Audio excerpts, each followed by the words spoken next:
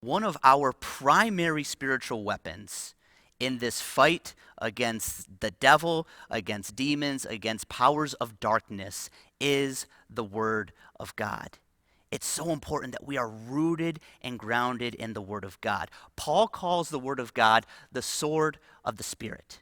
Now, what can you do with a sword?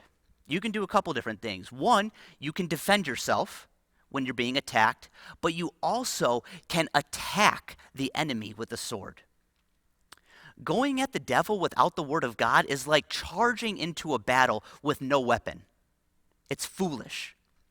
Jesus himself, when he was being tempted in the wilderness, 3 times went straight back to the Word of God because he knew the power in it. And the devil was even trying to twist the word, but Jesus was so grounded and rooted in the scriptures, he knew the truth and he stood boldly on that.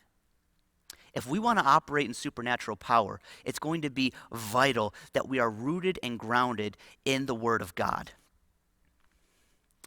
Living a supernatural lifestyle requires a renewed mind, a renewed way of thinking. Now, there's a few different ways that we go about renewing our mind, but I believe that the primary way to renew your mind is to meditate and to consume and digest the Word of God. Get so deep into the Word that it just becomes a part of you, where you don't just believe it mentally, but internally in your heart, it's just truth. It takes time. It doesn't just happen like that. It's not something that I can really even impart to you. Now I believe in, imparting spiritual gifts through the laying on of hands, but that intimacy, that depth of true love and experience that we get as we just pour ourselves over the Word of God, that can't just be imparted to you. That's something that you need to get for yourself by taking time to regularly get before Jesus and just pour over the Word. Now, I refer to studying and meditating and reading the Bible as consuming the Word of God. Now, what I'm talking about when I say consuming the Word of God is that it needs to be digested so that, as I've said before, it really is just oozing out of you. There are going to be so many people that you meet that are never going to pick up a Bible, open it up, and start reading it. This is a common phrase, something cute that the church uses, but I really believe it.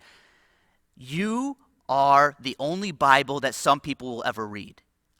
These people are looking to you. If you say that, hey, I love Jesus, I obey him, I want to follow him, they are looking to you as the example. They are basically reading the Bible by the way that you live.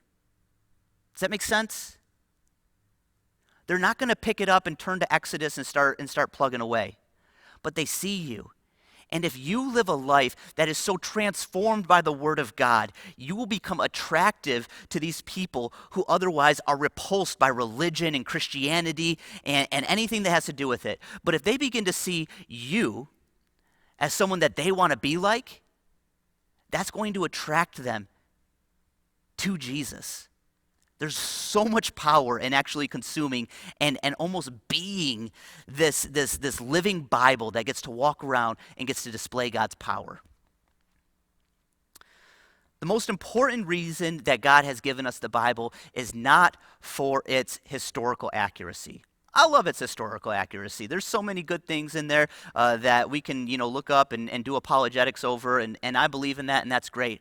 But the knowledge that we get, the antiquated knowledge that we get from the Bible, that's got to be a gateway to heart transformation. If it stays just up here in our mind and we just consider it a good idea, it's actually going to work against us. It needs to sink down to a place where it's actually transforming our behavior. This renewing of the mind leads to a transformation in our behavior where we live a holy life, fully consecrated, fully dedicated to God. Yeah, of course, we're going to make mistakes along the way, but the key is to continue again and again and again to just consume this fountain of life, which is the Word of God.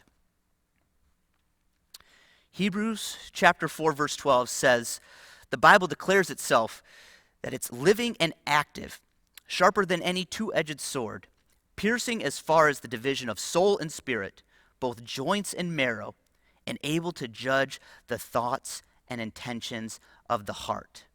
No other book can proclaim this, that it's actually living and active.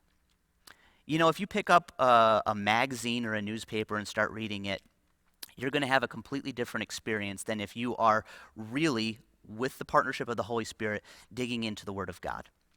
Because the Word of God actually has a transformative dimension to it. As you're reading, as you're even right now hearing the Word of God being preached to you, the Holy Spirit is moving upon your heart. It's not normally happening like that when you're reading a newspaper or magazine. I mean, I guess he can move whenever he wants, however he wants. But I know that one of the favorite ways that the Holy Spirit wants to move upon your heart is through the reading and the consuming of His Word.